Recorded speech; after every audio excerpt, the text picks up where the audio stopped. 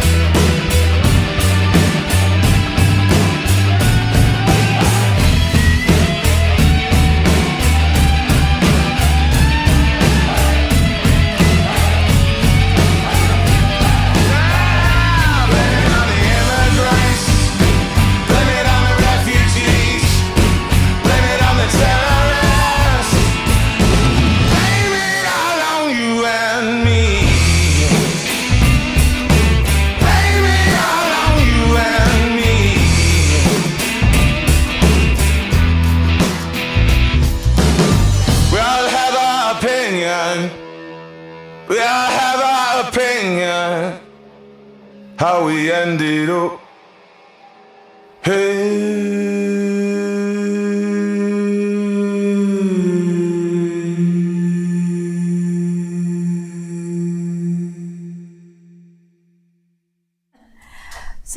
So the imagery in that is sort of a walkthrough, to an extent, the parts of the world that I was in the putting together of this book, and that those parts of the world were also historical as well as geographical. The last book I wrote, All the President's Bankers, was very much historical. It went through the last century and a bit of the relationship of presidents in both parties and the bankers, and just sort of what the actual personal relationships were and how they were interacting before various types of world events, wars, policies, and so forth. And this was kind of that, but from just the 10 years since the financial crisis of 2008, and in rather going back to the history of one country, I sort of expanded it to what's happened globally since the financial crisis. And to get to the punchline first, because I also want you to feel like you can interrupt me and ask questions. I know I'm here to speak to you, but you're, sort of a very informed group. And so I think that if I say something that's either troubling or confusing, or you want me to expand or whatever it might be, just, shout out, because I think that will be a good thing. But anyway, so I divide my book into the regions of the world that were either involved or affected or impacted by the financial crisis, and then sort of how they've acted differently since then. And I talk about collusion. It's not about Russia. It's not about politics.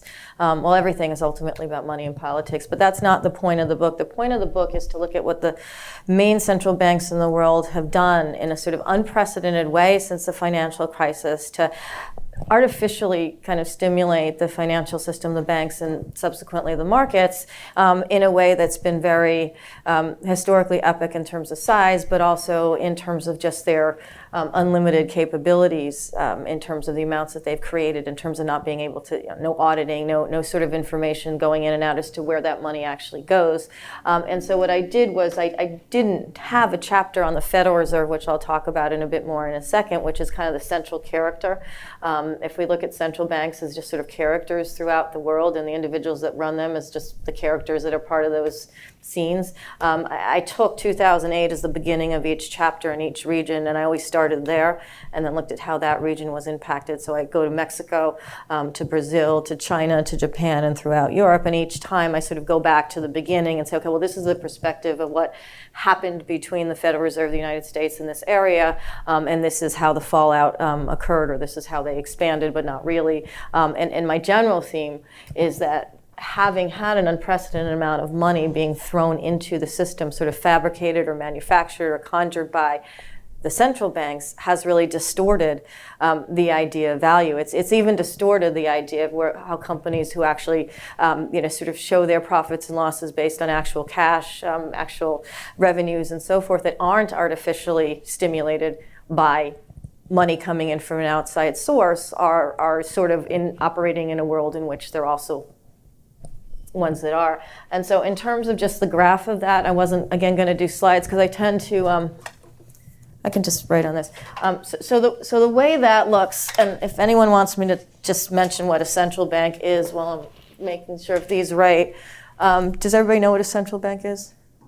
Okay, so basically the central bank, and the Fed in particular here, was designed, usually designed to provide emergency capital in the event that the financial system can't produce it for itself. It's going to create a bigger crisis for the rest of the economy. There needs to be a particular reaction to, say, a war or like, interplanetary aliens coming or something like that. And that the reality is that they have clauses in their mandates that are emergency clauses to be able to do this. So it's all quite legal.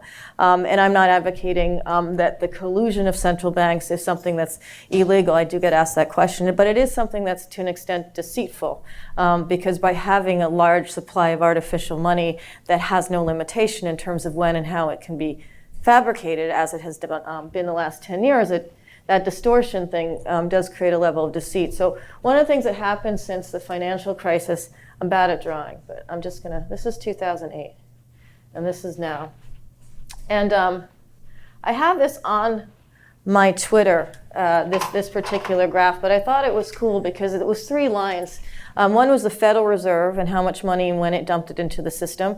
One is the Bank of Japan, and one is the European Central Bank. Because the idea of this collusion is that the major country central banks have also adopted a cheap money policy and a quantitative easing or buying securities policy, buying bonds, buying ETFs, or buying stocks if you're in Japan, buying corporate bonds if you're in Europe, where they've been able to fabricate money and decide where effectively they want to invest it, but they go through a financial system, and that has an impact on the market. So the Fed kind of started this in 2008, and sort of they did some sort of a taper in terms of this line represents the amount of money they conjured since the 2008 period to buy, in the case of the United States, treasury bonds, government bonds, and mortgage bonds from the banking system. And so this is kind of 2015. And though they haven't, this isn't really, it's a tiny line down. Though they haven't continued here, they have a pretty high value, $4.5 trillion of what I consider to be subsidies for the banking system in the market, because they're really coming out of the electronic activities of the Fed. So this is the Fed line. Colors don't mean anything, by the way. I'm just randomly picking colors. Then the European Central Bank kind of came in and did something similar, except that they were kind of here, and then they kind of did that. Right, so this is the European Central Bank. This is kind of 2012, where my bad geometrics is such that they kind of accelerated their process of being involved in quantitative easing by a lot when there was a credit crisis in Europe. So the minute there wasn't enough money in Europe, they thought they had recovered. They really hadn't. They were still adopting the policy, or colluding with the Fed to produce money in the system. They kind of accelerated. And in this period of time where the Fed sort of stopped putting as much in, they've accelerated even further. So now they're around that $5.5 trillion. And then the Bank of Japan, which was the bank that actually created quantitative easing to begin with, they came up in 2001 of this idea that if they produced money into the system, because their banks were basically undergoing a collapse in the beginning of the 2000s, that they would have a way to help them. And they did produce money. They did engage in quantitative easing, but it was really, really tiny. So I talk about in my Japan chapter how Ben Bernanke, who was the chair of the Fed when all this kind of started, goes in front of Congress and talks about how what we're doing is not what the Japanese are doing. It's really different. We're doing it for other purposes. But the reality is that the mechanism's the same. They're producing money in order to increase the money supply, in order to then decide where it goes into the banking system, into corporations who then borrow it, which then goes into the stock market or other financial assets. So the Bank of Japan was kind of also here. And then in about 2013, they did that. It's not really right. They did that. So they're around at like 5 trillion right now. And basically the reason they sort of had an acceleration in about 2013, 2014 is because from an economic perspective, having watched all of this happen, the prime minister of the head of Japan, Shinzo Abe, decided that we should be doing the same thing or doing more so of that in Japan. And so the head of the central bank now in Japan, Kuroda, this is Mario Draghi, and currently this now at the Fed, through different periods is Jerome Powell, but there's been 3 different Fed heads, 2 different Japanese heads, and 2 different European heads over this time period. They've all kind of engaged in the same process. And as a result, there's about, this is 15 trillion. But when you aggregate all of these numbers and you aggregate all of this graph, the level of money that's continuing to be conjured and dumped into the system is going up. So when you hear in the news that the Fed is tapering, that they're doing this and this somehow is a reflection of their experiment in quantitative easing and cheap money succeeding, you have to understand, and this is the collusive efforts involved, that collectively the world is increasing their amount of quantitative easing. It's just happening in different countries for different reasons. And in the European central bank realm, it's being dumped into corporates for the most part. In Japan, it's a combination of government bonds and stocks. And in the US, it's kind of stopped. It was a combination of government bonds and mortgage bonds. So it was always going into the place that needed the most help. But the, say, corporations in Europe that needed that help were receiving it basically without giving very much in return. The European Central Bank would decide, well, we're going to give money to this particular company in Germany versus these particular companies in Greece. And that was in a lot of ways a political decision, but the monetary elements of that enabled certain countries and certain companies and certain stocks to go higher simply because there was an outside artificial source to push things higher.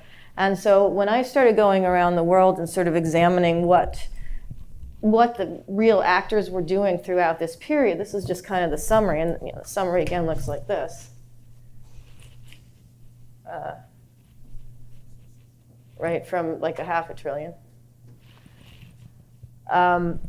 There's a picture that starts to be developed, and that's that the ones that had the ability to produce money their markets have risen more substantially. There has been more sort of speculation outside of those markets because once they go up, where else do you go? Capital flows out, it goes to Mexico, it goes to Brazil and so forth. But in those kinds of countries, there's less of an ability and they didn't choose necessarily to get involved in quantitative easing. So there was an entire sort of political ramification that doesn't really get discussed behind just the value of money and the amount of quantitative easing that these major central banks are doing that actually has changed kind of the shape of the world. So the first country I go to in collusion is actually Mexico. And the reason I did that is because I spent a lot of time working with companies in Mexico and stuff. But that basically the Mexican government and the individuals who were really involved in the period from the 2008 to 2018 that were running the central bank in Mexico had real strong opinions about what the Fed was doing. And a lot of countries had strong opinions about the Fed was doing because to an extent it's just not fair. It's not really capitalism, it's not really free markets, it's kind of like a subsidy for the financial system that then has major ramifications of creating an artificial system, and that can go terribly wrong very quickly if it gets taken away, which is why it's not being taken away, and there's ramifications to that. So what Mexico decided in 2008, and their economy was actually doing fine, the crisis happens north of the border. In the beginning, they say, well, it doesn't really affect us. It's a financial crisis. It's contained in the banks. Fed's taking care of it. But then it starts to become apparent very, very quickly that that's not the case. That if there's a recession in the States or if there's a depression in the States or if the financing closes up and there's no credit going throughout the system, it impacts everyone. So the head of the Central Bank of Mexico, a guy named Guillermo Ortiz, he went to Washington. He was part of the establishment. He sort of, floated in the sort of economic ideas of the Fed governors and so forth. He goes up to Washington. He says to Ben Bernanke, look, we've seen this movie. We know how it ends. It doesn't end well. We had the tequila crisis in '94. We restructured our banking system. Smaller banks got eaten up. People got thrown out of jobs. Companies closed. It took us a really long time to recover. And more than just the economic problems of recovery, our people lost confidence in the system. And there that manifested in lots of crowds in the streets. But the point was, if you simply create money to simply help the financial system, to help the banks, it's not really stable capital. It's not really ultimately going to work. There will be bubbles, there will be problems. And Ben Bernanke says, thanks, doesn't cover Ortiz in his memoirs at all. Even though this meeting was covered by the Wall Street Journal, it was public. And he basically goes about in sort of manufacturing this emergency quantitative easing mount and then has the whole world join in. Why does the whole world join in? Or why do the major countries join into any quantitative easing movement? Because if you have capital in the US and money is made very cheap, so it's more liquid to the financial system so they can sort of sort out the stuff they did. And rates are higher elsewhere, in particular in the main countries with which there's trade or with which the banks have relationships, then the money's going to leave. And so the only way to sort of keep the dollar strong enough and keep the money in the US is to have the export the same method to the countries that have the largest relationships. So something like Mexico has to also deal with its own economy. So if it reduces rates by too much, that will cause inflation in the economy because it has a more direct impact on actual people and on actual prices because it's a smaller economy to begin with, and it's reliant on other economies for its trade by more so. So Ortiz didn't want to reduce rates like the Fed was doing very quickly, and they couldn't produce money electronically to buy securities in Mexico. They didn't have the same capacity, and so they didn't. So he didn't. He went about criticizing the U.S. As a result, he sort of lost his job, or he didn't get reappointed to be the head of the Central Bank of Mexico, and the subsequent appointee, a man named Agustin Carstens, who also sort of was in the same group as the people running the Fed, Treasury Department, and so forth, came in, and he at first said, okay, I'll do what the Fed's going to do.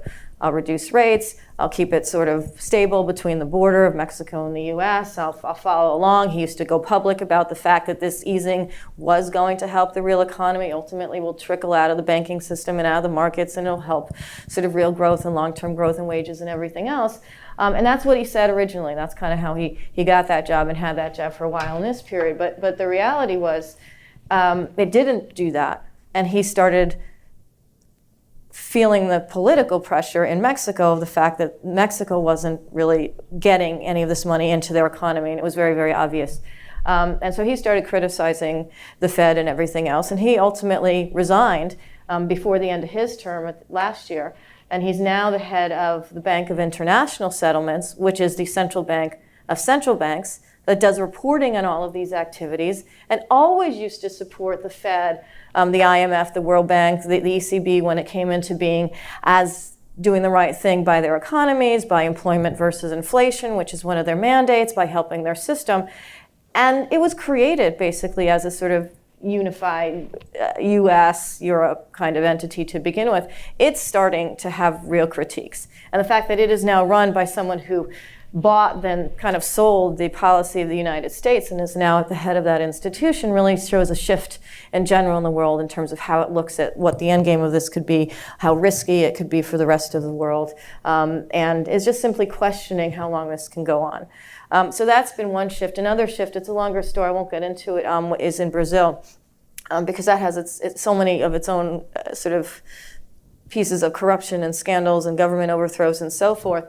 But one of the people who's currently running for the presidency of Brazil is a man named Henrique Mariales. I pronounced it Moraes because for some reason my Portuguese is very bad. I was corrected last night actually in Berkeley about my pronunciation of his name. But he was someone who was head of the Central Bank of Brazil when this all started, when the crisis all started happening. And he and the president of Brazil at the time, Lula, who's now in jail, was at first saying Brazil's not going to be impacted by the crisis, same way Mexico said it wasn't going to be until they were very shortly thereafter. And he wanted to do what the US was doing. The party in power, who became in power, the Workers' Party, headed by a woman named Dilma Rousseff, said, no, we want to maintain help for Brazil. He says we want to do it the U.S. So he doesn't get appointed to be the central bank leader. He goes back into the private sector. He winds up being the Minister of Finance when her government was overthrown. And so he's basically gone from being a central banker to private sector to being a Minister of Finance, and now he's running for president. In the meantime, Brazil, during that period, and this is just where politics meets monetary policy, has basically reduced its rates from, this is a completely separate graph, this doesn't count on that graph. They've reduced their rates from 14.5% to 6.5% in a very short period of time. Mexico has raised its rates from 3.5% to 7.5% in the last few years as well. So they've gone independent of the Fed. They've gone sort of dependent on the Fed. And that really manifests into political relationships. If you're an investor, it actually also manifests into figuring out why this has happened, because it's very unique that actually Mexico has higher rates than Brazil. So there's a lot of shakeout as well from a monetary policy perspective, where government bonds are trading, where stocks are trading, and who's shifting in the sort of power relationships of central banks and also the governments. Now, central banks are supposed to be independent of governments. That's how they are mandated. So supposedly the Federal Reserve is independent of whatever the US government wants to do. The Bank of Japan is independent. And there's a lot of, I went through a lot of documentation. I had this team of researchers around the world who knew languages that I didn't know. And so we were looking at real sort of media publications at the time, real documents and research information that was coming from these central banks themselves. And it was interesting because there was a lot of both criticism of what was happening on the outside and trying to figure out if they should adopt it on the inside, which is part of where there's a lot of tension and still tension in the world. But China, which is the middle of the book, is a place that has grown in its superpowerness from an economic perspective, and also its relationships with other countries. And one of the reasons it doesn't get talked about is that it chose to criticize very vocally the monetary policy of the United States because of this whole creation of money policy. Now, it has created money as well, but it chooses to do it outside of sort of the main G7 groups. And it does it for different purposes, and you probably know this here. I mean, it does it for building infrastructure, for paying for technology and R&D and individuals, and also for trade alliances with other countries in that region, with Mexico, with Brazil, in order to establish itself as a sort of more, both from a trade perspective and a monetary perspective, superpower. The reason that all started to happen in 2008, 2009 is because the head of the central bank in China, at the People's Bank of China, got very public with his criticism of the Fed. Ultimately, the Chinese currency, the yuan, was accepted into the IMF's special drawing rights basket, which is the sort of representation of the main currencies that had always been the dollar and the euro, which had before that been the German mark and the French franc, and the Japanese yen and the British pound. And in this period of time, the Chinese currency, the yuan, became part of this basket, because even the IMF that had been established to really work on the reserve currencies of the dollar and the euro mainly, was beginning to criticize whether all this money being dumped in the system when it is retracted, or when rates rise, or when something goes wrong with all the debt that's been created on the back of it, causes problems throughout the developing world, causes problems within the US. So they've been very critical of late as well. But China's been able to utilize that in order to really become and create more trade agreements and more currency arrangements, and also develop their alliances and their own companies within China. That's what they've been doing with that money. We really haven't been. We've been just as a sort of superpower. This money has predominantly gone into financial speculation, into the markets. It hasn't been dedicated to sort of building a railway or building a canal or anything like that, or lending to other countries in order for them to be able to do that because they're partners and that strengthens them, and therefore the trade relationship. We've really gone sort of off the rails relative to that. That's not to say China doesn't have problems. It's just to say that in this period of time, money's been created here and in Europe and in Japan and to a lesser extent in the UK, for a different reason. And that reason has been more of a financial reason and not so much as a long-term economic stability reason as it has in Asia.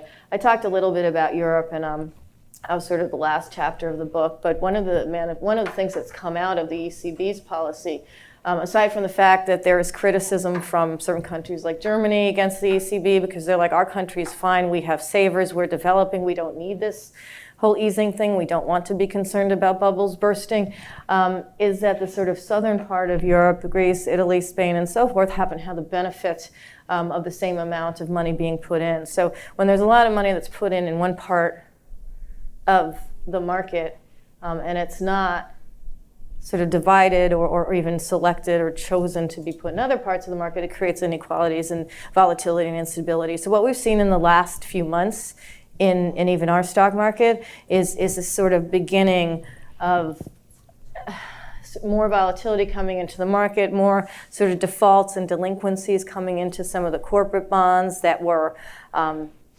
issued because money was so cheap and therefore repaying the debt was so low, but the debt payments will get higher, and also money coming out of the stock market to make debt payments, and then separately buybacks, which keep the level of the market up. So you have these two sort of competing forces of capital that are creating more volatility now. You have cheap money still available. You have a lot of buybacks, some from companies that have cash and some from companies that have received cash.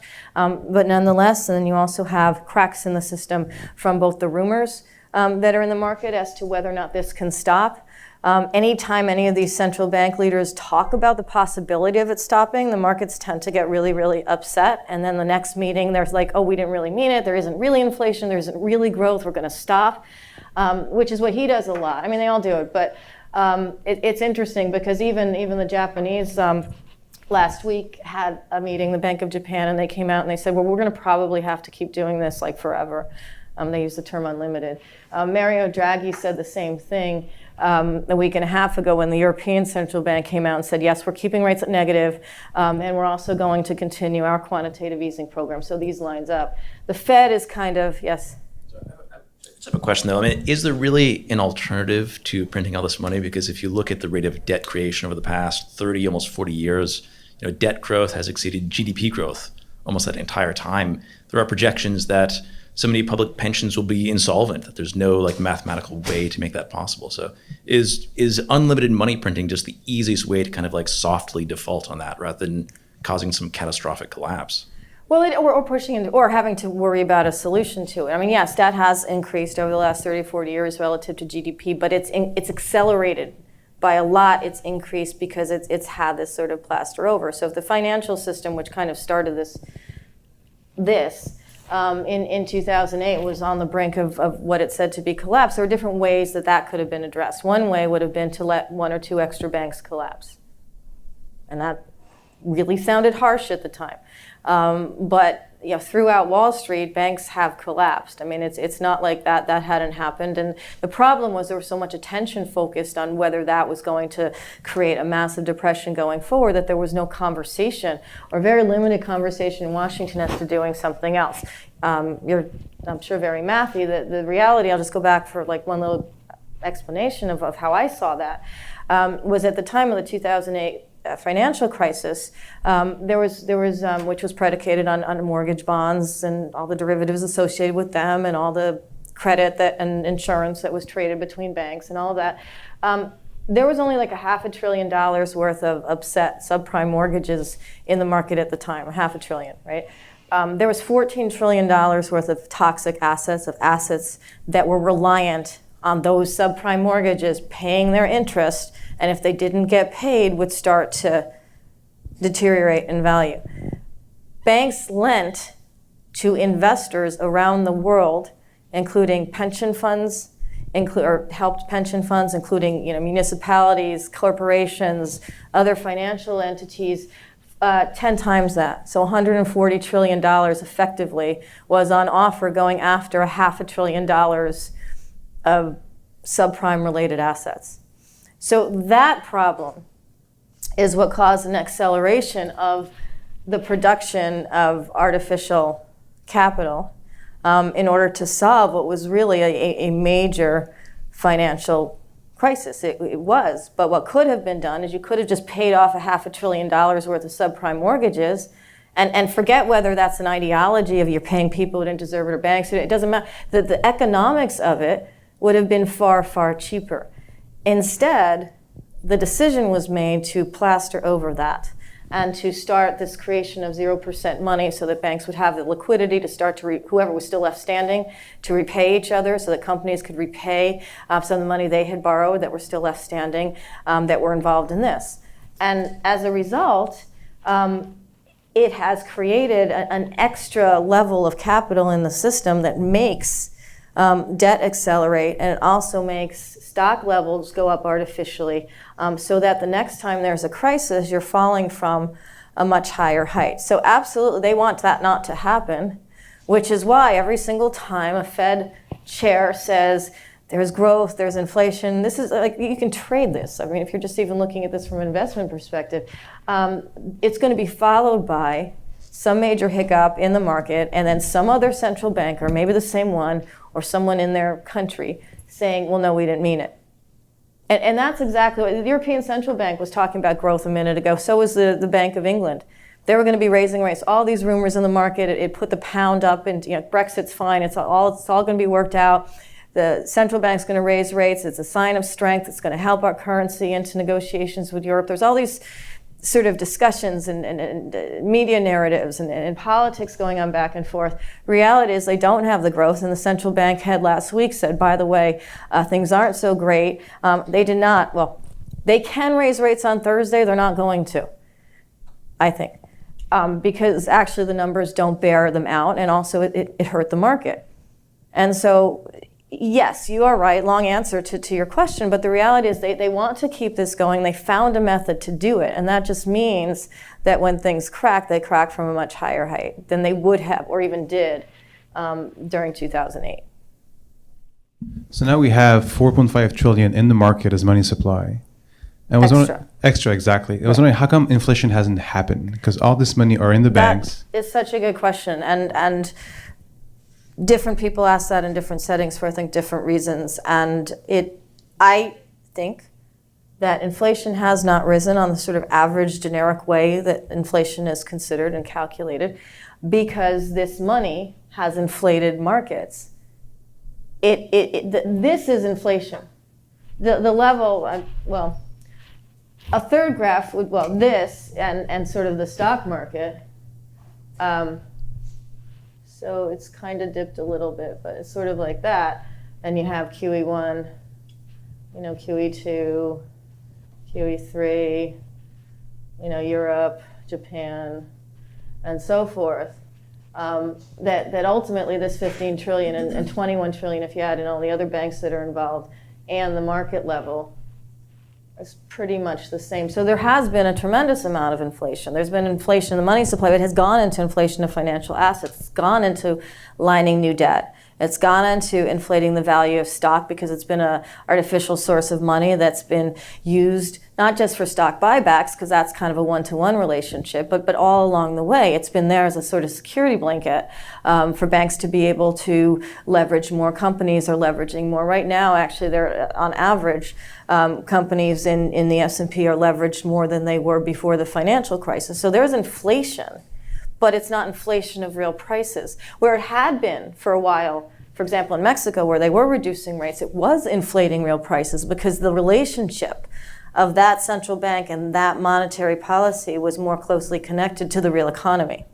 And the fact that we don't have inflation in these countries, because we don't, officially, but we have inflation in financial assets is a sign of how just sort of off the rails this has gone. And my second question quickly, but also we used to have the gold standard, which would basically be something we could peg, right? The actual value of a dollar to. Today we don't have that, but we also have petrodollars, which are representing kind of an asset or resource that can be traded. Is that also why the dollar is still strong and we haven't lost the value of the dollar in the market, or is that completely unrelated to? It's not entirely unrelated. The concept of the gold standard was something or has been something, not returning to it exactly as it was pre-71, but returning to some sort of component of gold, say in the special drawing rights basket. So you have your 5 currencies and you have gold and there's sort of an average. So you have something that's a real asset, or some sort of manner bringing back a version of the gold standard gets discussed. But for example, when the Chinese central bank was criticizing this Fed policy of just sort of inflating a sort of currency, but not having anything real behind it to back it, Ben Bernanke actually went on the defensive, and I have this in different parts of the book throughout the years, and started talking about how we don't want a gold standard. Like, it wasn't even brought up as a topic when he started defending it. And one of the reasons, or just throwing it away as a potential, and one of the reasons for that is you can't create gold. This is not to say that we should be on a full gold standard or that it's actually a practical development, but having gold as a portion of a currency basket makes some sense because it's just an anchor. It's just something that's actually physically there, and it's physically, it doesn't retain the same kind of value the more there's other currencies and there's more speculation in the market that it might have if everything was going off of real trade and real hard asset.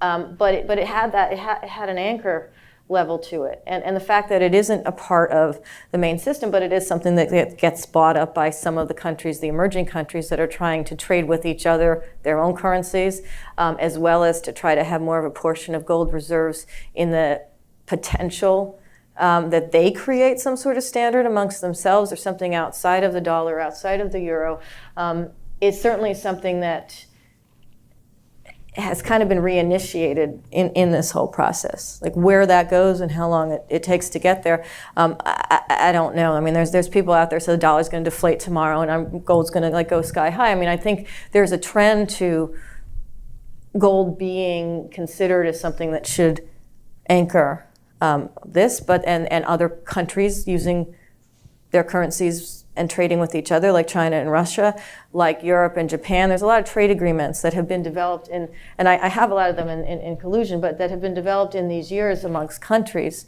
to try and offset some of the potential risk of really this policy. Not simply the dollar geopolitically, but really the policy of sort of bolstering a system that's not really restructured and that has the potential to bring down an economy or multiple economies again. One alternative that comes up in questions is cryptocurrencies, and for similar reasons. And what's interesting is that though there's a lot of volatility in Bitcoin and other currencies, and there's a lot of risk in being involved in them. They're speculating in them, which has its own risk attached. But there's actually, if you're going to use them on a regular basis, that kind of volatility could, ruin anyone's business on any given day or pop it up, and that's not the kind of volatility in the real economy that most people can or should handle. But the idea of having alternatives, any alternatives to this system, is very much an accelerated concept because of how it's been handled, because nothing has really been reformed or fixed. It's just been plastered over by sort of this artificial part of the system. So the head of the IMF, Christine Lagarde, who, again, IMF, the International Monetary Fund, very much a part of the system, very much involved in the whole dollar European currency system from when it was created in the wake of World War II. And it was created to basically subsidize countries that were allies of the US and Europe. I mean, this is kind of part of the point. She currently has been on multiple public arenas talking about alternative currencies and how cryptocurrency is something that is happening and it's expanding and they need to be aware of it. There are full SWAT teams at the Federal Reserve now that are doing that sort of under the radar. And there's also, you can get jobs at the European Central Bank right now that are listed to be involved in developing technology related to cryptocurrency analysis and so forth right now. So they're definitely all involved from a different perspective. But the idea of it sort of, of who actually ultimately gets the sort of regulation of it versus the use of it, I think is still up for grabs, because if you had cryptos created by the same central banks that are creating this currency, then you don't necessarily gain sort of autonomy from this system by doing that. But if there are cryptos that are regulated by a portion of this so that they're not as sort of volatile for end users, then they actually might spread that much more quickly. I'll ask a follow-up question to that. I've kind of, just as a dabbler in cryptocurrency, people always ask, but what is it based on? And the answer is, well, not much, but it does have a fixed supply. Thinking of just the original Bitcoin, like 21 million coins. Well, gold is a fixed supply. So when I look at those, I think one of the arguments is, well, sure, Bitcoin is volatile, but if nobody's on the gold standard, it doesn't matter either. It's kind of an odd, magical thing to me of how people decide to buy into agreeing to stick with a fixed supply of anything when it comes to, I guess I would say, a game this big. What would be the motive? Would it just be looking for something stable, and what would bring this air balloon back down, I guess? I think the idea, and it's slightly different. I mean, the language for crypto is similar to the language for gold, and that's not an accident. And the idea of having a fixed supply as part of what sort of pegs it to some form of anchor, right, is not an accident either. With respect to gold, it doesn't mean that you can't have speculation in gold, and if you had a gold standard or a similar thing to a gold standard, you could still have speculation. You could still have stockpiles of gold. You can still sort of squeeze the market, etc. But the idea of anything outside of the system is that it is fixed, and it does have a limitation. And this process has been particularly unlimited. I mean, it's still going up.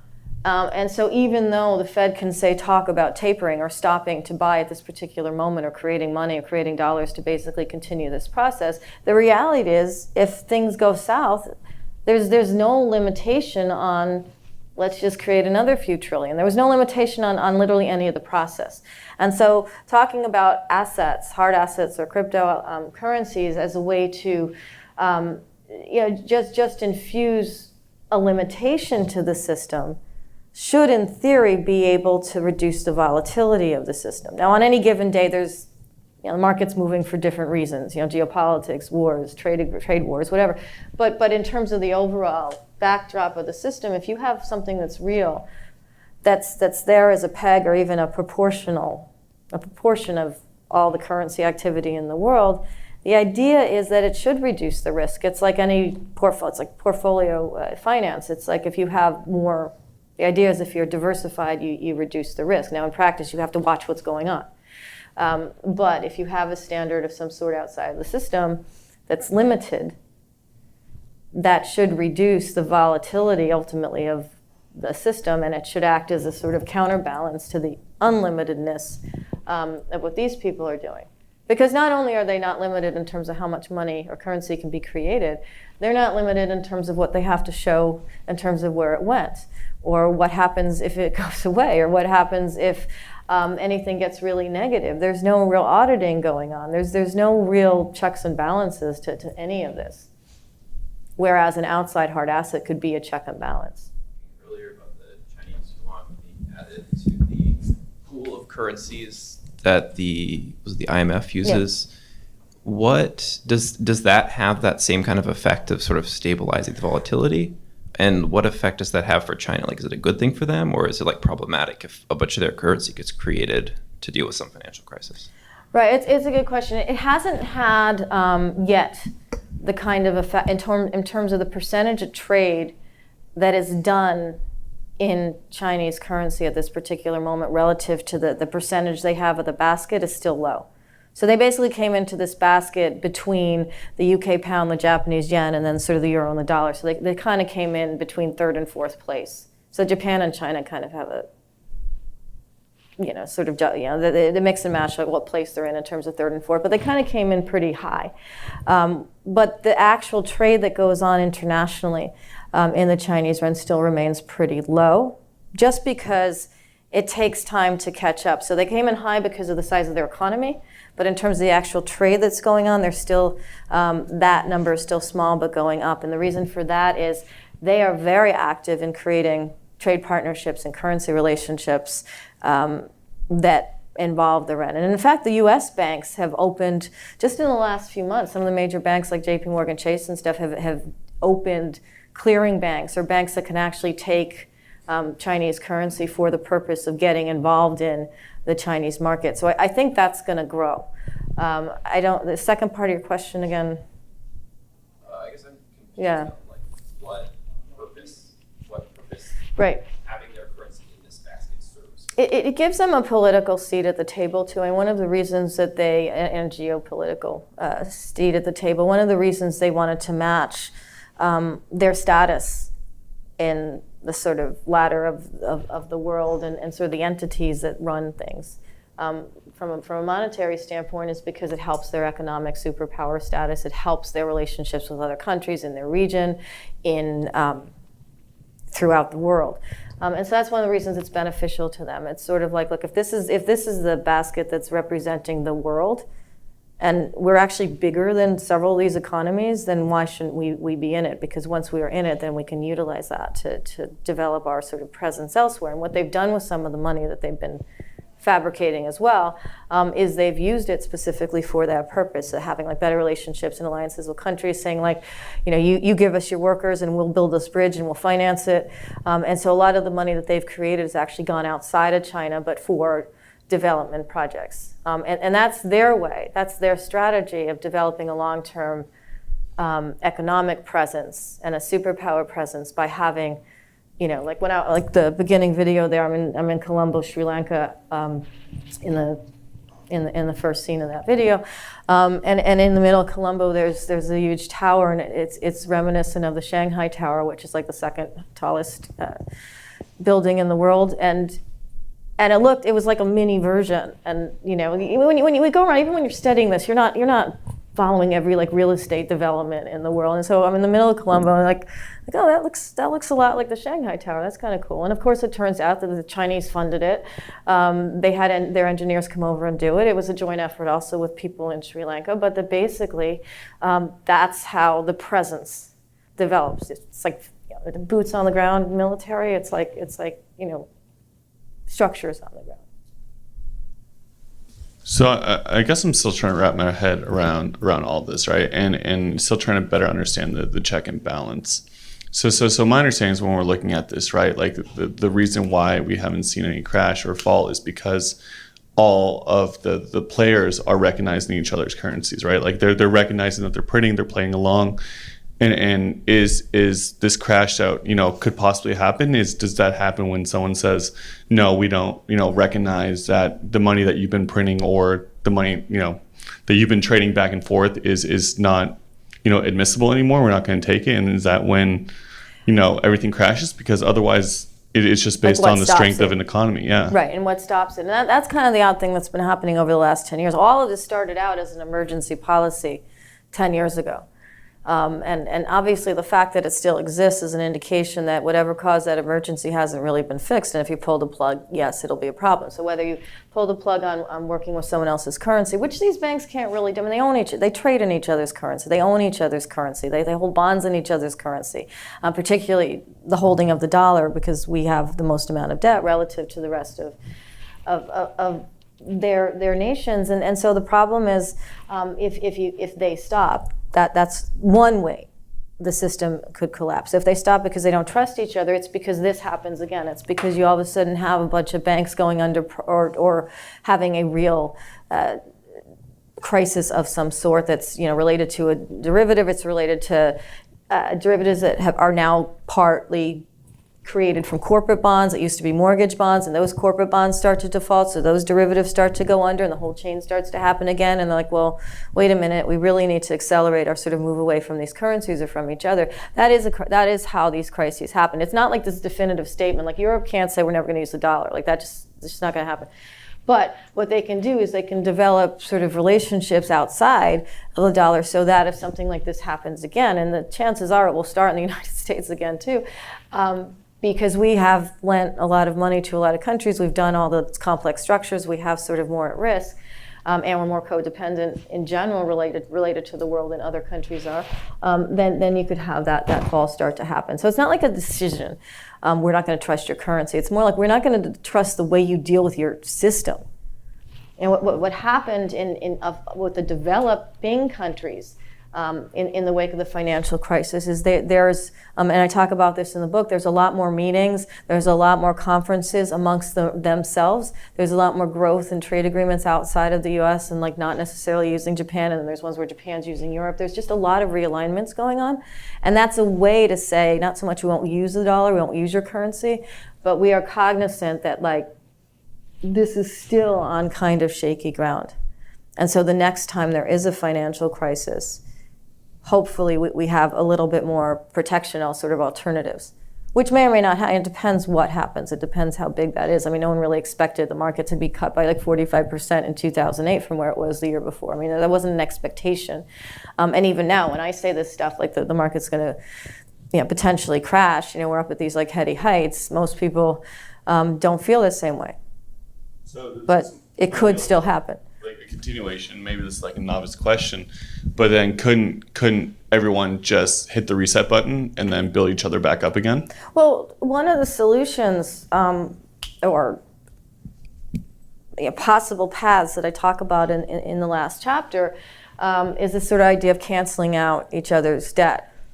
And doing it in such a way that the countries that would be most burdened by a collapse, that they did not cause in 2008, could be in a more stable situation. What's happened with all of this is that the countries that were sort of most at the center of the last financial crisis and have the ability to do more harm financially are the ones that got the most subsidies. And so that just created, sort of more inherent risk. And again, it could go on this could go on for a long time, but it created more inherent risk. So that's one of the things that could also happen. So the word collusion, to me anyway, has kind of a negative connotation. Is it fair to characterize this collusion in your view as something sinister, or do these people responsible for these systems think they're acting sort of in a very honorable way by saving the economy or whatever? Well, it's weird because I think most of them believe that what they're doing is ultimately going to help the economy, even though the evidence is that it hasn't. The evidence is that wage growth hasn't really increased, stock growth has increased, so certain bonuses have increased, but the evidence is that the economies that supposedly were fixed are really sputtering. And the economies that didn't receive so much quantitative easing are either doing better or they're still sort of caught up in what might be the impact of what happens here. So it's hard to say. But I think what ultimately will happen though is that at some point these people they shift. Like some of them move out and some new people come in. Mario Draghi at some point has to leave, and probably the whoever takes his place will come, say, from Germany or from a country that actually is against this policy and actually would prefer that less artificial money is in the system, and they have political reasons for that. Their economy is doing better than some of the other economies in Europe, so this has other ramifications, and so a shifting in the actual individuals at the top of these institutions could create a shift in the policy. But also, there's a way to unwind this, or at least to start to unwind that actually is using this kind of off the rails solution in a good way. Like, for example, the Fed could take $1 trillion or $2 trillion or whatever, their $4.5 trillion worth of money they created and assets they received in return for doing that, and create an infrastructure bank or create a development bank or do something that's actually really financing the real economy and also sort of moving forward. When I was in China, I took the high-speed rail from Beijing to Shanghai, and it's this. I don't know if anyone has. I mean, it's just a. I mean, when you talk height, it's really fast. Like you cannot see the countryside. Like it is just you're and it's quiet, and it's. I mean, it's excellent technology. I mean, obviously it costs what it costs, but I mean that's the kind of development. That's the kind of infrastructure building. Developing the technology in conjunction with the sort of real